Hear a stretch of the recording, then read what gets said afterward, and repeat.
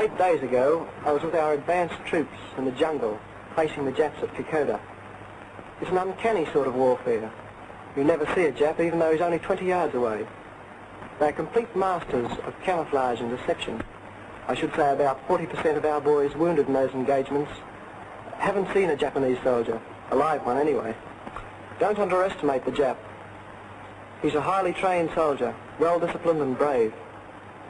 And although he's had some success up to the present, he's now got against him some of the finest and toughest troops in the world. Troops with a spirit amongst them that makes you intensely proud to be an Australian. I saw militiamen fighting over there, fighting under extremely difficult conditions, and alongside the AIF, and they acquitted themselves magnificently. When I returned to Moresby, I was full of beans. It was the spirit of the troops and the knowledge that General Rowell was on the job. Jungle warfare is a new kind of warfare. It tears up textbooks and confounds the experts. It has played and will play a vital part in the Pacific conflict. The Allied nations must master jungle tactics and all that the term implies if the Japanese are to be torn out of their conquered empire. It has remained for an Australian to bring to the world the first vivid, starkly dramatic glimpses of the eerie jungle conflict, battle with unseen enemies, almost incredible hardship, the never-ceasing struggle to maintain supply. These aircraft are dropping supplies just behind the front line. They traverse in around 30 minutes, a distance that takes troops on foot 6 days to cover. Down comes food, blankets, and the necessities of war. Some of it by parachute because of its fragile nature.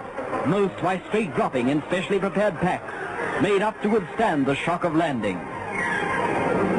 There's plenty of excitement among the bush boys, and some caution.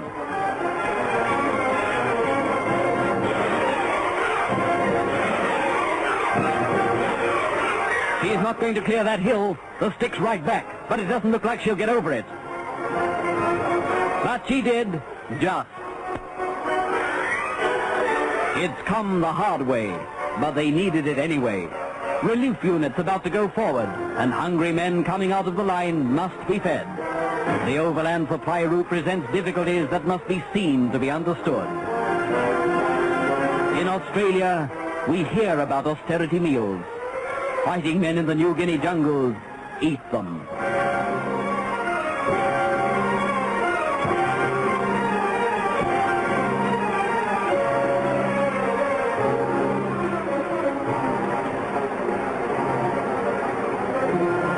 Within an hour, these fresh troops, AIF units with splendid battle records won in the Middle East, will be in contact with the Japanese.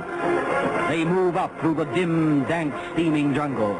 The rarely seen enemy is close, green uniformed, faces and hands painted, hidden in treetops, slinking through the green wilderness. Where the patrols go, the bearded para goes too, so that this strange, uncanny warfare may vividly be brought to the outside world.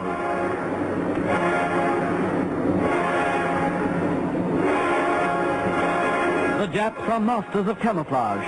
Quickly our men are learning to play them at their own game. The front line, men fire at sounds.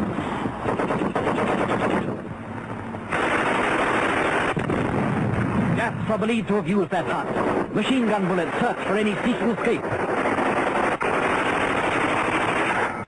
It's a grim business of man against man, kill or be killed.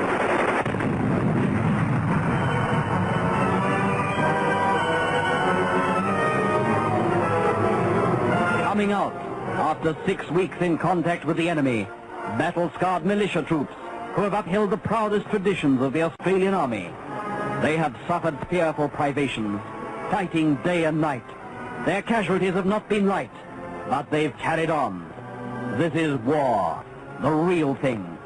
The utter weariness of sorely tried men is evident in their faces, but they've won their spurs. Quietly they accept praise for the job they've done, but they don't forget the cobbers who did not come back with them. Snowy Pa, militiaman at left, got 15 Japs with a single Bren gun burst in a one-man ambush.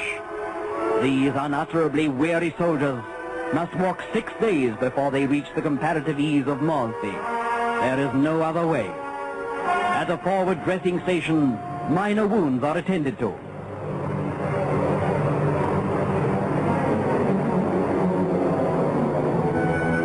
shave. That's why soldiers wear tin hats. Only serious cases can be carried. 45 stretcher cases in the group Para traveled with, nearly 400 native carriers. They must work in relays because of the exhausting labor. By these things do we begin to grasp the appalling difficulties of the New Guinea campaign. Some of these boys are sorely hurt and were literally snatched from beneath the noses of the Japs by heroism of their companions.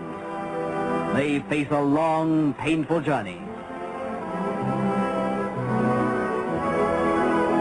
Men quite badly hit walk to relieve the pressure on the carriers.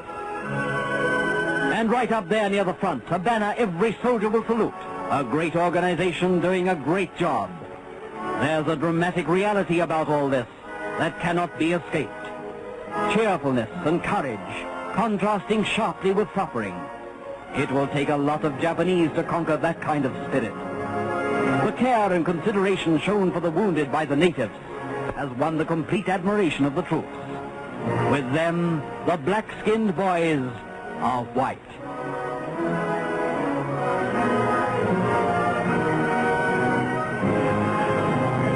Rain sheeting down every day, monotonously, falling from the tropic skies as if the clouds had burst, turning the track into a quagmire, adding 1,000-fold to their difficulties.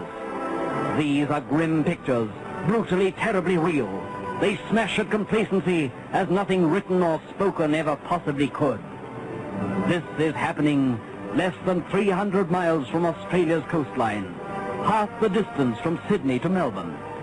Men are sweating, suffering, dying in that jungle, so that it cannot happen here. Are they getting all the support they deserve from the mines, from the factories, from the ordinary civilian? Can every man and woman in this country truthfully say, I've done all I can, given all I can? I've seen the war, and I know what your husbands, your sweethearts and brothers are going through. If only everybody in Australia could realise that this country is in peril, that the Japanese are a well-equipped and dangerous enemy, we might forget about the trivial things and go ahead with the job of licking them.